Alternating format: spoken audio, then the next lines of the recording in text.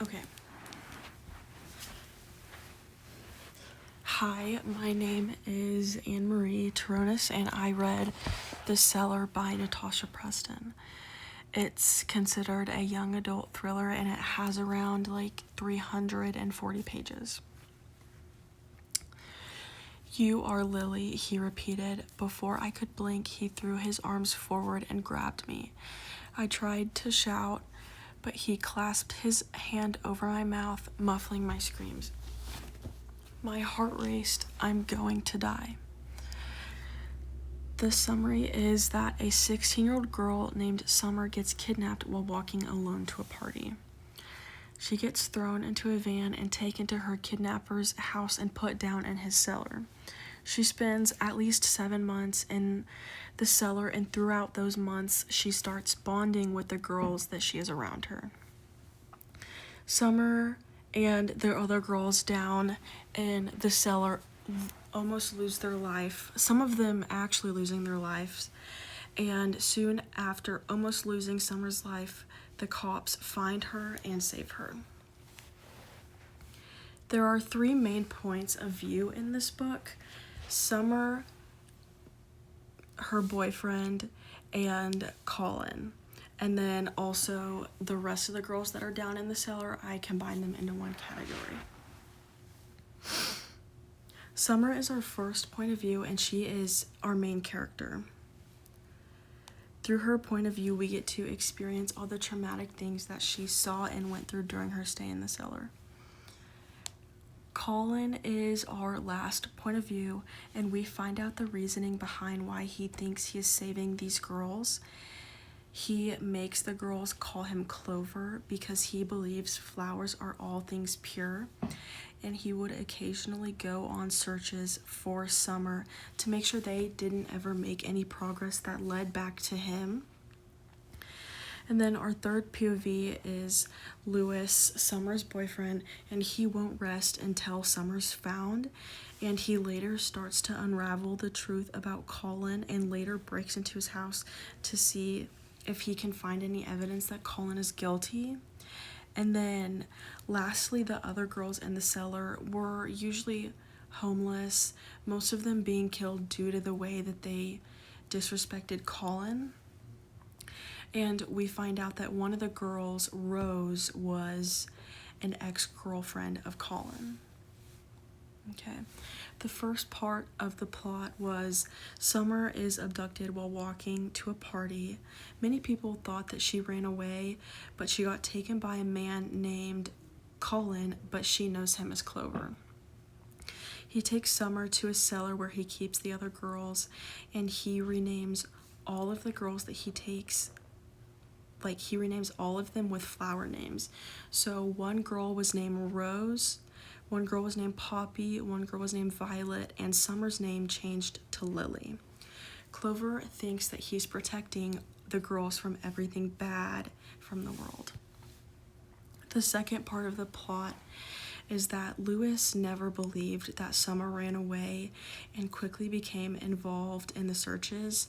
Through the searches, Colin starts to join, and right off the bat, Lewis knows that Colin has something to do with Summer's disappearance, and near the end of the book, we can see that Lewis is skeptical of Colin, and that leads Colin to slip and start to make mistakes. And then our third piece of plot is, as the weeks go on, Colin gets more and more violent and unpredictable towards the girls. This leads to tension rising, and the girls, they need to try harder in order to survive. Colin is caught in a mistake that leads the police to his house, and before Colin gets to harm Summer, he's caught, detained, and taken away by the police. Summer eventually later rebuilds her life and her relationships after being gone for a long time. And one of the other girls that ended up surviving down in the cellar, they have become really good friends, and they've bonded over their experience with Colin. So my first personal connection is another book by Natasha Preston called The Dare. It's about how you are basically dared to do something and it can lead in expulsion, death, and just like the dares get worse and worse as the night goes on. And these group of friends were dared to drive in the dark with no headlights on, and they end up killing someone. And they do what they think is best and throw the dead body in the ocean. And it reminds me about how Colin thinks that he's saving these girls by kidnapping them and taking them away from the real world, because Colin thinks that the real world is very negative and very sick. And a character that reminds me of Summer in this book is Brooke in The Inmate, and it's written by Frida McFadden. It reminds me of Summer because Summer down in the cellar, she doesn't know who to trust. She thinks that all these girls are weird for acting this way towards Colin. And same with Brooke, because Brooke was a nurse in this like prison center, and she didn't know whether to believe and fall in love with her ex-high school sweetheart that was now in prison, or her old best friend that was now a teacher. And the last connection that I have is Joyce Byers from Stranger Things and Lewis from this book. Joyce Byers never ever slept when Will was missing, and she did everything in her power to find him, and it later brought them back together. And that's how I feel how Lewis was with Summer, because Lewis went as far as breaking into someone's house to see if he could save Summer. My academic response is that this book is for a younger adult audience, so it was very easy to follow along. And every Natasha Preston book that I have read is made very well, but her books usually end up on cliffhangers.